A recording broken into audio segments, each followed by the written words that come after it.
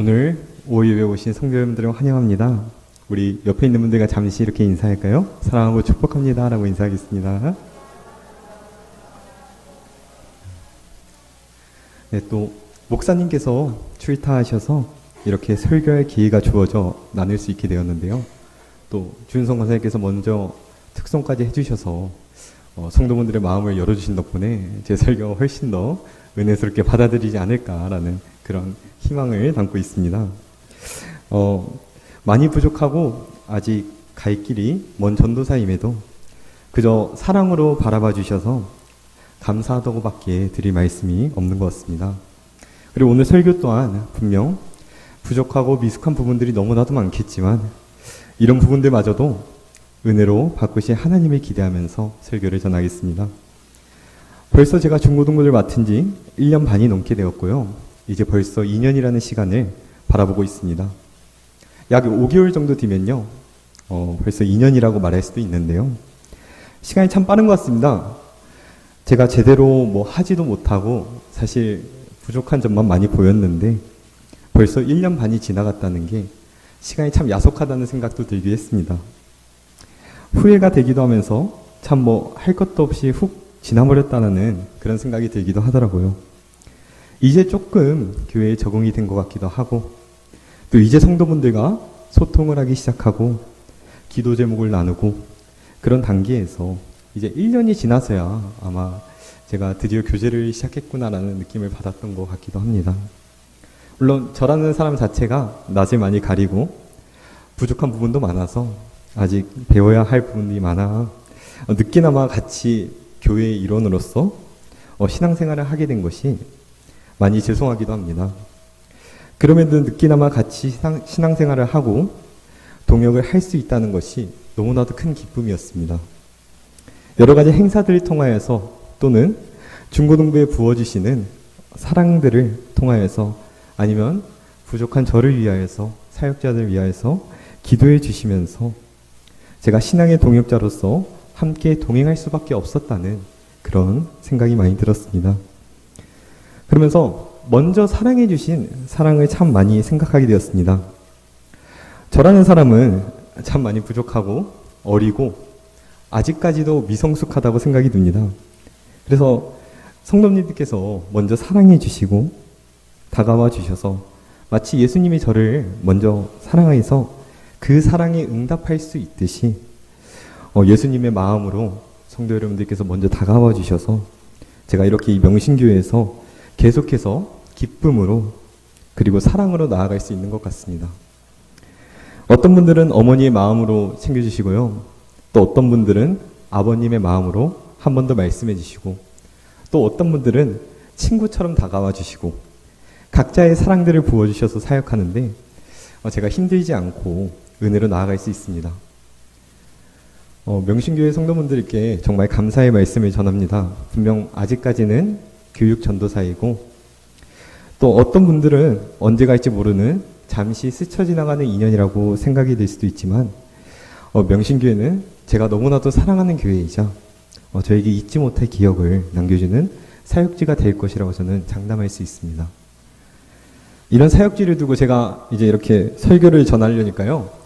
마음이 두 배로 무거워지더라고요. 네. 그래서 어떤 말씀이 좋을지, 어떤 주제로 해야 할지, 횡설수설하고 몇 번이고 제목도 바꾸고, 본문도 바꿔보고, 기도도 계속해서 하면서 어떤 말씀을 전해야 되나 생각을 하다가 하나님께서 저에게 주셨었던 그런 마음들이 가장 은혜로 와닿았고, 그리고 그런 것들이 제 성도님들에게 한 발짝 다가갈 수 있지 않을까라는 생각으로 오늘 믿음이란 주제로 여러분들과 함께 나눠보고 싶습니다. 먼저 믿음이란 무엇일까요? 믿음은 어떠한 가치관, 종교, 사람, 사실 등에 대해서 다른 사람의 동의와 관계없이 확고한 진리로서 받아들이는 것을 믿음이라고 합니다. 즉 개인적인 심리 상태이기도 합니다. 그래서 어떤 사실이나 믿는 마음이라고도 우리가 줄여서 말하기도 하는데요. 이 믿는 마음이란 오늘날로 말하자면 진리와 다름이 없습니다. 내가 그렇게 믿는다면 그것이 곧 사실이 되는 것이 오늘날의 현실이기 때문입니다. 그리스도인들에게 진리가 변하지 않는 가치라고 이야기한다면 세상 사람들의 믿음에 있어서는 그들만의 사실들이 믿음이자 곧 진리라고 이야기합니다. 그래서 많은 세상 사람들이 이야기합니다. 내가 너를 존중해 줄 테니까 너도 나의 믿음을 존중해 달라고 말이죠. 하지만 우리 그리스도인들은 그렇게 하지 못합니다. 왜냐하면 우리가 알고 있는 진리가, 우리가 가지고 있는 이 가치가, 이 믿음이 진짜 믿음이라는 것을 너무나도 명확히 잘 알기 때문입니다. 그래서 오늘 로마서 4장 말씀은 우리가 그리스도인으로서의 믿는다는 것에 대한 정의를 내려줍니다. 그런데 그 믿음의 예시를 바로 아브라함을 통하여서 말씀합니다. 아브라함은 이스라엘이 율법을 받기 전에 하나님께 의롭다고 인정을 받은 믿음의 조상입니다. 하나님께서는 아브라함에게 너와 내 후손에 하나님이 되어주시겠다고 약속하셨고 또한 땅과 많은 후손들을 주시겠다고 하셨습니다. 하지만 정작 아브라함의 현실은 그렇지 못한 상황이었습니다. 아브라함이 늙어 더 이상 아이를 낳지 못함에도 아브라함은 끝까지 하나님의 약속을 신뢰하며 나아갔습니다. 그렇기 때문에 바울은 아브라함이 믿음의 조상이었다고 이야기합니다. 그리고 이 놀라운 복은 아브라함이 율법을 지킴으로 얻은 것이 아니었습니다. 아직 그때는요, 모세를 통한 율법이 주어지기도 전이었기 때문에 그렇다면 어떻게 이 언약을 받게 된 것일까라고 생각을 할 수도 있겠는데요. 오직 믿음의 의라고 오늘 본문에서는 말합니다. 오직 믿음의 의로 이 언약을 받게 되었다고 말씀하고 있습니다. 어떤 이는 아브라함이 아직 율법을 주시기 전에 율법의 행위를 이미 하면서 살아가고 있던 것이 아니냐라고 되물어 볼 수도 있습니다. 그러나 성경은 아브라함이 한 의로운 행위도 기록하고 있지만 물론 그가 생명을 부지하기 위해 자신의 아내인 사라를 공개하지 않았던 일도 기록하고 있습니다. 그도 우리와 같이 연약한 죄인이었음을 성경에서 분명히 밝혀주고자 그렇게 기록을 하였습니다. 이와 같이 연약함이 있음에도 믿음은 그 연약함을 뛰어넘습니다. 우리의 삶에서도 마찬가지입니다. 우리가 예수를 믿고 나아가는 것은 그 어떤 것이 아니라 그저 하나님의 은혜이기 때문이라고 말합니다. 우리에게 있는 연약함과 부족함은 더욱 믿음을 강하게 합니다. 왜냐하면 연약하면 연약할수록 하나님만 의지하게 되기 때문입니다. 성경의 많은 인물들은 하나님께서는 이렇게 부르시는데요. 아브라함부터 모세, 요셉, 요나, 기드온 등등 수도 없이 많은 인물들을 부르셔서 사용하실 때에 하나님께서는요, 모두 강한 자, 힘센 사람, 잘난 사람들을 사용하지 않으셨습니다. 그런 인물들보다 스스로를 작다고 여기는 사람, 연약한 사람들을 들어서 쓰셨습니다. 왜냐하면 스스로 크다고 여기는 자, 스스로 강한 자들은요, 하나님을 의지하려 하지 않기 때문에 스스로의 힘으로 하려고 하기보다는 하나님께 더 엎드려 하나님께 내가 연약함을 표출할 수 있는 그런 사람을 하나님께서는 쓰셨습니다. 하나님께서 하나님을 볼 때는 자만보다 더 큰 적은 없습니다. 이것은 신앙의 적인 것입니다. 세상에서는 강한 자, 큰 자, 힘센 사람을 선호할지 모르지만 하나님은 결코 아니라는 것입니다. 오히려 자신을 부족하다고 여기고 할 수 없다라고 말할 수 있는 사람들을 불러서 사용하셨습니다. 사랑하는 성도 여러분, 자신의 연약한 모습을 발견하시나요? 아니면 강한 사람이신가요? 자신의 힘으로 어떻게든 앞으로 나아가고 아등바는 어떻게든 이겨내려고 그렇게 살아가려고 하시나요? 그렇게 하나님을 의지하지 않고 자신의 힘을 의지하면서 나아가는 것보다 연약하여 무섭고 두려울지라도 하나님께서는 그 연약함을 통하여서 들어 쓰신다는 것입니다. 아브라함을 통하여서 우리가 보는 것은요, 그는 완벽한 사람이 아니었다는 것입니다. 그는 물론 이스라엘의 믿음의 조상이고 누구보다 결단력 있는 그런 사람이 맞지만 연약한 인간이자 자신의 와이프를 팔아넘긴 비열한 사람이기도 하였습니다. 그렇기에 하나님께서는 그를 더욱 믿음의 조상으로 보았습니다. 아브라함의 부족함을 하나님께서는 그의 믿음으로 메꾸셨습니다. 우리 또한 마찬가지로 하나님께서는 우리에게 오히려 가만히 있으라고, 자신을 포기하고 자신을 내려놓고 나에게 굴복하라고 이렇게 말씀하십니다. 그리고 너가 굴복하고 엎드렸을 때에 온전히 나의 일하심을 볼 수 있게 된다고. 그리고 우리의 부족함을 그의 완전함으로 채우시게 되는 것입니다. 이은 아브라함의 믿음에 이어 나오는 본문의 14절에서 15절은요. 율법에 대하여서 이야기합니다. 만약 하나님의 언약을 받는 자녀들에게 요구되는 것이 믿음이 아니라 율법이었다면 믿음과 약속은 깨질 수밖에 없습니다. 앞서 말했던 우리의 연약함과 부족함 때문에 단 한 사람도 그 율법을 온전히 다 지킬 사람이 없었던 것입니다. 이로 인하여서 율법은 우리의 범함을 가져오게 되고 이 범함은 하나님의 진노를 결국 가져오게 된다고 오늘 본문에 나와 있습니다.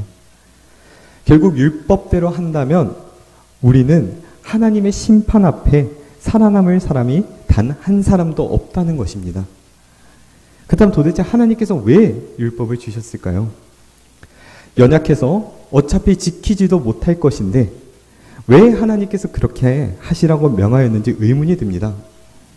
율법은 우리를 더 죄에 빠지기 위함이 아니라 오늘 본문에서 나오시 결국 율법은 하나님의 진노를 이르게 한다는 이 결론이 사실은 율법이 있다는 것은 우리가 우리의 죄를 깨닫게 하려 함입니다.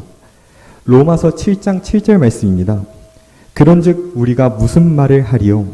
율법이 죄냐? 그럴 수 없느니라. 율법으로 말미암지 않고는 내가 죄를 알지 못하였으니 곧 율법이 탐내지 말라 하지 아니하였더라면 내가 탐심을 알지 못하였느니라. 아멘. 우리는 죄인입니다. 이것은 변함없는 사실이지만 우리는 이 사실을 인정하지 않습니다. 그래서 율법은 우리가 죄인인 것을 다시금 깨닫게 해줍니다. 그리고 하나님의 은혜라는 치료책이 동반되어야만 반드시 구원받을 수 있다는 것입니다. 하지만 성경에는 그렇게 율법을 공부하고 또 그렇게 율법에 빠져 살았지만 하나님의 은혜를 보지 못하는 사람들 또한 있었습니다. 바로 예수님께서 독사의 자식들이라고 말씀하셨던 바리새인들과 사두개인들이 그런 대표적인 인물들인데요. 이들은 성경에서 예수님을 율법으로 핍박하고 율법을 통하여 남을 판단하고 있어 외식하는 자라고 말합니다. 즉 자기의 죄악을 회개하지 않으면서 형제의 죄악을 정죄하고 판단하는 사람이었습니다. 이들의 가장 큰 문제점은 믿음이 없는 율법을 가지고 있었다는 것이었습니다. 남들은 그렇게 하면 안 된다고 비판하고 판단하면서 자신은 믿음이 없는 율법을 가지고 있는 그런 모습들은 오늘날의 한국교회와 그렇게 다를 바가 없다고 생각이 듭니다. 저 또한 마찬가지로 그런 생각을 했었습니다. 한국교회에 대한 소망을 받고 한국교회에 대한 비전을 받으면서 신학생이 되고 목사가 될 거라는 꿈과 함께 저에게는 큰 소망이 있었습니다. 바로 내가 이 타락한 한국교회를 바꾸겠다라는 그런 큰 꿈을 가지고 있었습니다. 그러나 남을 판단하는 율법은 있었을지언정 하나님의 은혜라는 치료책은 저에게 없었습니다. 정말 한국교회에는 소망이 없다고 말하는 것을 듣고 율법으로 오히려 저는 한국교회를 판단하고 정죄하는 나의 모습을 보지 못하고 타락한 한국교회를 내가 부흥시키겠다는 꿈을 가지고 외국에서 들어왔는데 알고 보니까 제가 타락한 사람이었더라고요. 되돌아보니 한국교회는 곧 나의 모습이었던 것입니다. 전혀 다를 바가 없는 추악한 나의 모습이 바로 한국교회를 대변하고 있는 것이었습니다. 사랑하는 성도 여러분, 사람의 생각으로 구별하는 거룩은 가져도 진실은 없기 때문에 겸손하지 못하고 교만하게 됩니다. 결국 진실하지 못하면요, 서로 사랑함도 화평함도 이루지 못합니다. 하나님의 사랑으로 서로 사랑한다면 거룩함으로 진실함에 이르고 희생함으로 화평함을 가지게 됩니다. 우리가 하나님으로 사랑하지 않고 거룩하지 않는다면요, 결국 은혜 없이 율법만으로 외식하는 자가 될 수밖에 없는 것입니다. 이음 9절부터 16절에서부터는 아브라함의 믿음에 대해서 이야기합니다. 앞에서 이야기했듯이 믿음이란 가치관, 종교, 사람, 사실 등에 대하여서 다른 사람의 동의와 관계없이 확고한 진리로서 받아들이는 개인적인 심리 상태라고 이야기하였습니다. 하지만 기독교에서 말하는 믿음은 더 자세히 들어가게 된다면 조금 다르지 않습니까?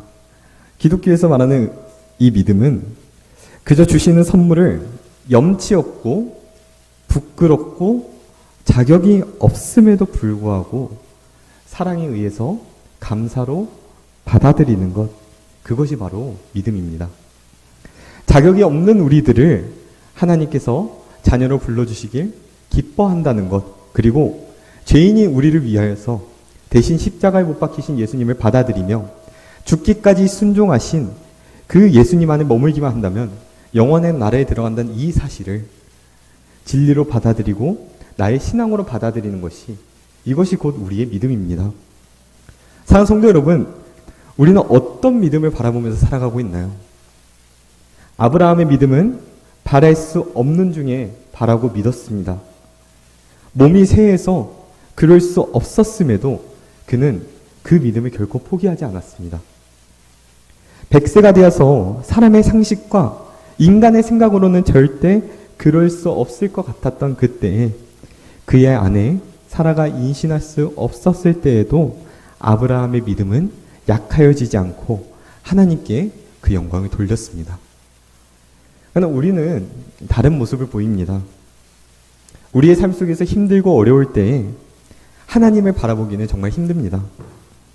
정말 힘들고 어려울 때에 하나님이 주신 말씀을 바라보며 붙잡기보다는 도리어 주변을 둘러보게 됩니다. 세상을 바라보고 하나님을 저버리게 되는 것이죠. 저희 삶 속에서도 마찬가지인 것 같습니다. 하나님께서 주신 말씀들을 바라보게 되는 것이 아니라 그저 그 말씀들을 지나치고 무너져 내릴 때도 너무나도 많았습니다. 정말 사소한 것에 무너지기도 하고 하나님을 한 번 더 의심하고 믿는다고 말하면서 교회에서는 그렇게 행동하면서 나의 마음은 그렇지 못하는 믿음이, 그런 부족함이 항상 자리 잡고 있었습니다.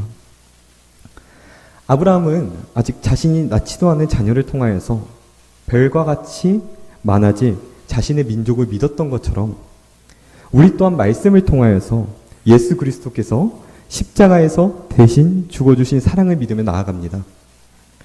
아브라함이 믿음의 선조이자 의롭다 여겨진 것은 할례를 받은 것도 아니요 율법을 지켰던 것도 아니었습니다.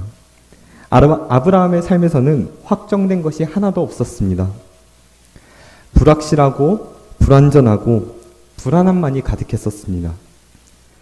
폭풍 가운데 있는 배의 한 척처럼 흔들리고 또 흔들리지만 그럼에도 아브라함은 딱 한 가지, 하나님의 약속을 바라보는 믿음을 가지고 있었습니다.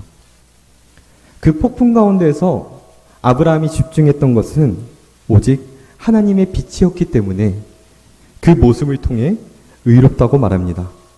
그 의로운 믿음 없이는 하나님을 기쁘시게 하지 못합니다. 믿음이란 확신이자 증거이며 불가능을 가능케 하는 것이 바로 믿음입니다. 이번 한 주간 믿음에 대해 깊게 묵상하고 또 하나님께서 주신 마음이 있었는데요. 그걸 같이 한번 나눠보고자 합니다. 저희 서울에 있는 집에는요, 지금 귀여운 강아지를 2마리 키우고 있습니다. 한 마리는 토이푸들이어서 좀 작고요. 그래서 정말 사람을 잘 따르는 귀여운 친구예요.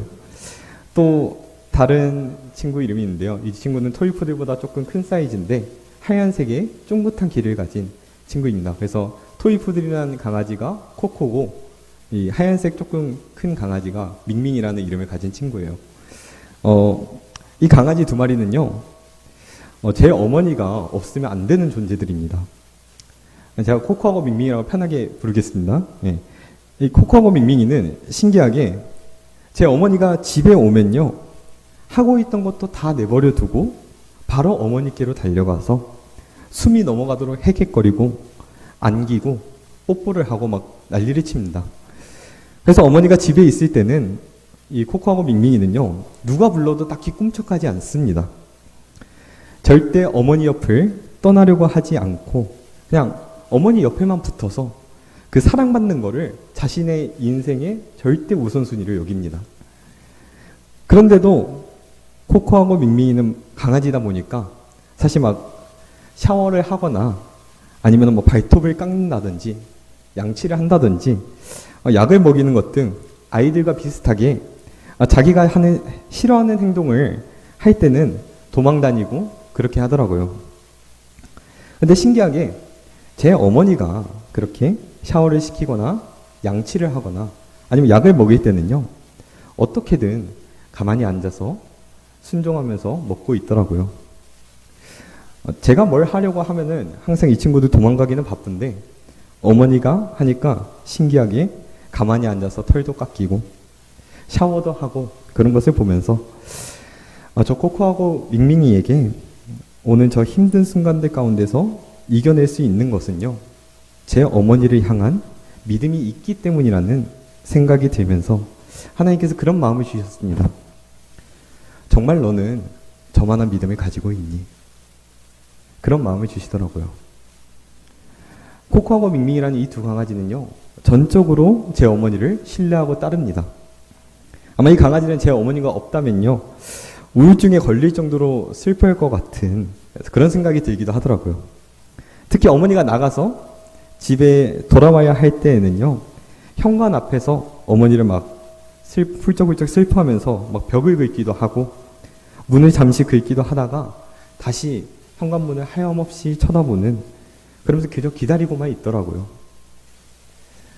저 또한 마찬가지로 그런 생각이 들었습니다. 내가 예수님을 볼 때 그렇게 예수님 왔다고 몸부림치고 있는지, 사랑받고 싶다고 이야기하는지, 정말 온전히 모든 것을 주님께 집중하고 있는지에 대한 순간들이 스쳐 지나갔습니다. 내가 이 강아지처럼 숨이 넘어갈 정도로 주님을 사랑하고 반겼었는지, 내가 이 밍밍이처럼 주님이 오셨다고 막 뽀뽀를 해드렸는지, 그런 의문이 들었어요. 사랑하는 성도 여러분, 우리의 하나님을 향한 뜨거움이 있었던 때가 언제였을까요? 아마 하나님을 처음 만난 그 순간이 잊지 못할 수도 있을 것 같습니다.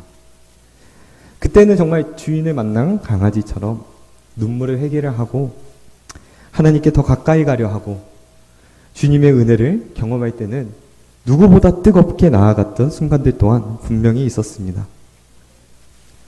주인을 만난 강아지 마냥 순수하게 기뻐하던 때가, 그런 때가 있었는데 그 순간들이 지나서 이제는 매주 같은 예배, 같은 찬양으로 익숙함에 속아 넘어가기 시작했습니다.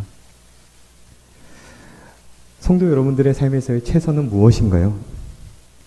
신앙의 최선은 무엇일까요?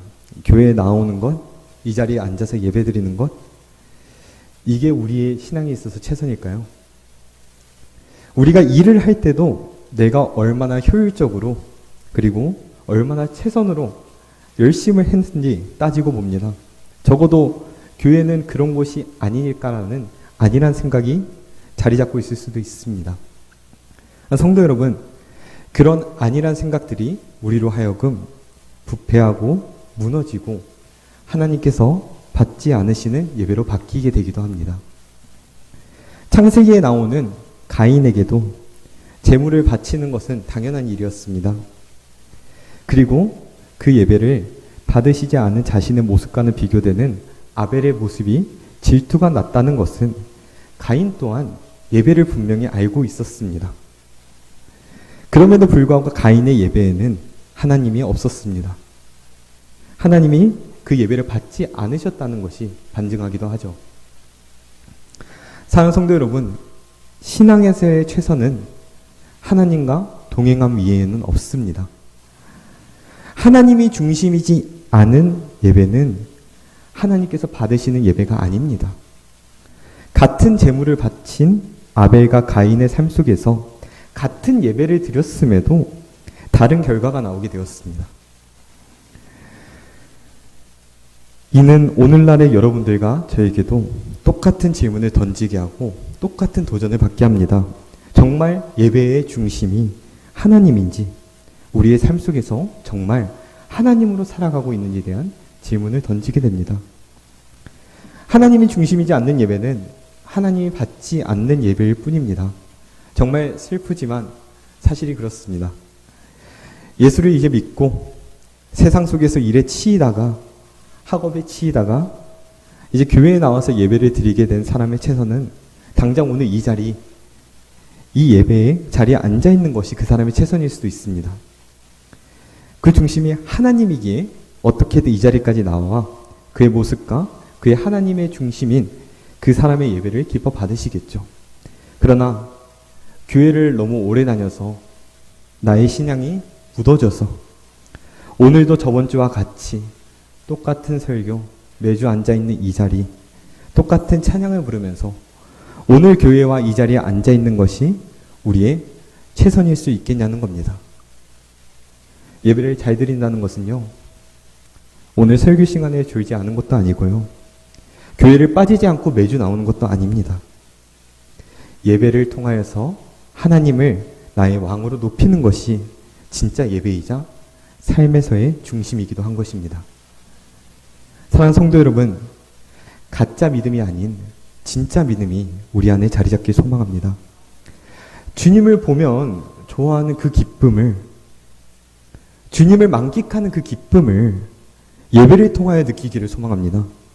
매주 같은 예배, 똑같은 설교, 익숙함에 젖어든 또 한 번의 예배가 아니라 다시 한번 부어주시는 그 하나님의 은혜로 가득 채워지는 예배를 갈망하기를 소망합시다.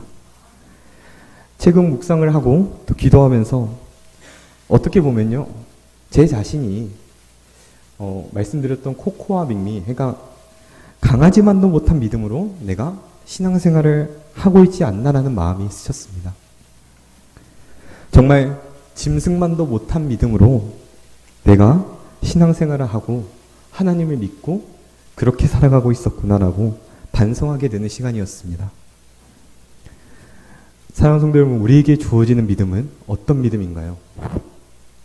많은 사람들이 예수를 믿는 것이 안 힘들려고 믿기도 하고 복 받으려 믿기도 하고 여러 가지 많은 이유들이 있는 것 같습니다. 하지만 믿음이란 확신이며 믿음이란 하나님을 기쁘게 하는 것, 그리고 불가능을 가능케 하시는 것입니다. 사랑하는 성도 여러분, 믿음은 여러분을 힘들게 할 수도 있습니다.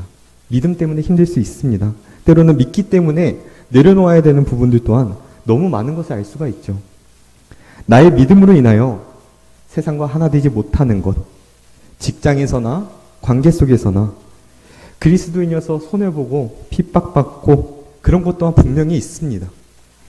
그럼에도 믿는 것은 그것이 사실이고 진리인 것을 우리가 알기 때문입니다. 안 힘들기 위해서 우리가 믿는 게 아닙니다. 우리는 힘들고 어려워도 믿는 것이 믿음입니다. 그 믿음이 힘들 때 힘을 얻게 하는 원동력이 됩니다. 위로를 얻기 위해서 믿는 것도 아니잖아요. 고난을 없애기 위한 것도 아니고요. 믿음은 그 어려운 상황과 고난을 전부 믿음으로 이겨낼 수 있다는 것에 핵심을 담고 있습니다. 행복해지려고 믿는 것이 아니라 행복이 내 삶에 없고 힘들어도 하나님을 신뢰하고 하나님과 함께 사는 것이 바로 믿음이라는 거예요. 그것이 가장 참된 행복이자 그것이 가장 우리의 우선순위가 되는 것이기 때문입니다. 믿음은 순서가 정말 중요하다고 생각이 듭니다. 그것이 믿음에 내가 만약에 나를 위해 믿는 것이 아니라 하나님을 위해 믿으면요, 하나님이 주시는 놀라운 은혜를 경험하게 됩니다. 성도 여러분께서 복받기 위하여서 기독교를 믿고 잘되기 위하여서 기도하고 내 성공과 돈, 그리고 어떤 목적을 위하여서 나의 계획을 위하여서 하나님께 순종하고 말씀을 들었다면요, 순서가 틀렸습니다. 그리고 순서가 틀린 믿음은요, 곧 가짜 믿음입니다. 선함이 없어도, 믿음이 없어도 하나님께서는 우리를 사랑하셨듯이 나에게 편함이 없고 성공이 없고 돈이 없고 아무것도 없음에도 그저 사랑하셨기 때문에 믿을 수 있는 것입니다. 그리고 그것이 하나님께서 우리에게 요구하시는 믿음이기 때문입니다. 사랑하는 성도 여러분, 우리가 교회를 다니고 믿는다고 다 믿음이 아닙니다. 그것이 사실과 확신일지언정 나의 삶에서 힘들고 어려울 때 그때 무너지는 사실이자 확신이라면 그것은 믿음이 아니라 그저 한낱 알고 있었던 생각이자 가짜 믿음에 불과할 뿐입니다. 믿음으로 하나님께 나아가길 소망합니다. 믿음이 없이는 하나님의 기쁘시게 못한다는 사실을 기억하면서 예수를 믿어도 힘들 수 있지만 하나님과 동행한다는 그 진짜 믿음을 가지고 나아가길 소망합니다. 말씀을 마무리하겠습니다. 오늘 로마서 4장을 통하여서 믿음에 대하여 나눴습니다. 아브라함이 가졌었던 진짜 믿음에 대하여서 오직 믿음의 의로 말미암아 하나님의 언약을 받게 되었다고 말씀하고 있습니다. 그리고 아브라함의 연약함이 있음에도 믿음은 그 아브라함의 연약함을 뛰어넘은 것을 이야기하였습니다. 그리고 하나님께서는 그 연약함마저도 보시고 사용하셨다는 것입니다. 우리의 연약함이, 우리의 약함이 곧 강함이 되시며 하나님 것은 세상의 강한 자, 힘 있는 자가 아니라 무너진 자들, 낮아진 자들을 사용하셔서 세상을 변화시킵니다. 두 번째는 율법에 대하여 살펴보았습니다. 율법이 왜 존재하는지에 대하여서 하나님의 은혜를 도리어 깨닫기 위한 장치이며 율법이 없이는 나의 죄를 알지 못하며 그 율법을 통하여서 내가 얽매이는 것이 아니라 하나님께 온전히 기대어 의지하며 자유함을 느끼는 것이 그것이 바로 율법의 순원리입니다. 이어서 남을 판단하고 정죄하는 것으로 율법을 쓰는 것이 아니라 하나님의 은혜라는 치료책이 반드시 동반되어야 이 율법은 완전해집니다. 그저 율법으로만 다가오게 된다면 율법은 죄를 단정짓는 수단으로만 남게 됩니다. 그 죄를 통하여서 내가 하나님을 바라볼 때에 비로소 율법이 완전해지는 것을 볼 수 있습니다. 세 번째는 우리에게 아브라함과 같은 진짜 믿음이 필요하다는 것이었습니다. 삶에서 예배의 중심이 하나님이 아닐 때가 너무나도 많습니다. 관습처럼, 습관처럼, 아니면 여러 가지 형태의 다른 이유에서든 교회에 오면서 하나님을 예배하는 것이 아니라 교회에 오래 다녔기 때문에 권력, 정치, 친분, 다른 목적들을 가지고 예배에 오는 경우도 허다해졌습니다.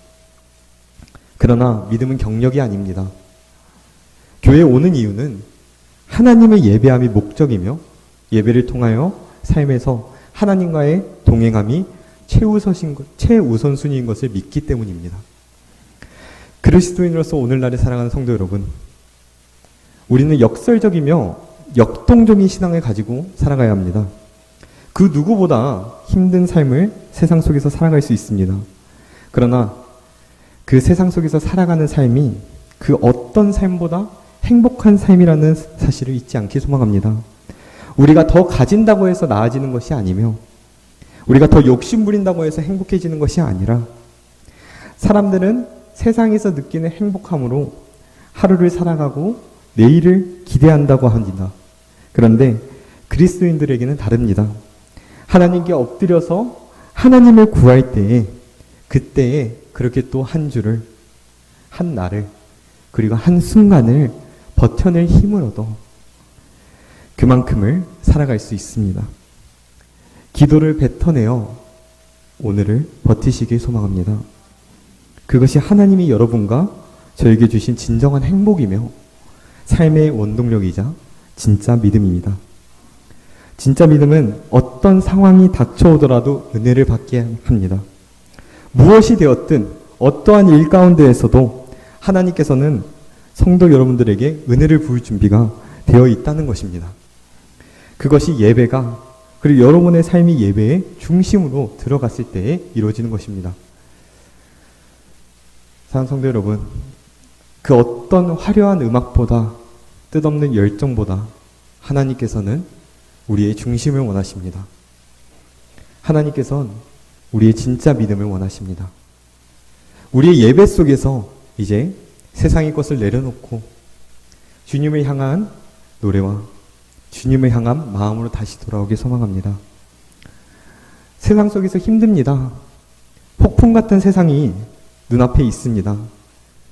그러나 믿음은 하나님께 이 폭풍우를 멈춰달라고 구하는 것이 아니라 믿음은 하나님을 신뢰하며 이 폭풍우를 하나님과 함께 뚫어나가달라고 요구하는 것입니다. 하나님과 동행하며 진정한 행복을 느끼는 성도분들이 되길 소망합니다. 삶의 기쁨이 하나님과 하나되며 나아가는 사실이라는 것을 알며 하나님의 은혜 안에서 같이 걸어나가는 진짜 믿음을 가지고 한 주간 승리하며 나아가는 명신교회 성도분들이 되기를 축복합니다. 우리 시간 함께 찬양하기 원하는데요.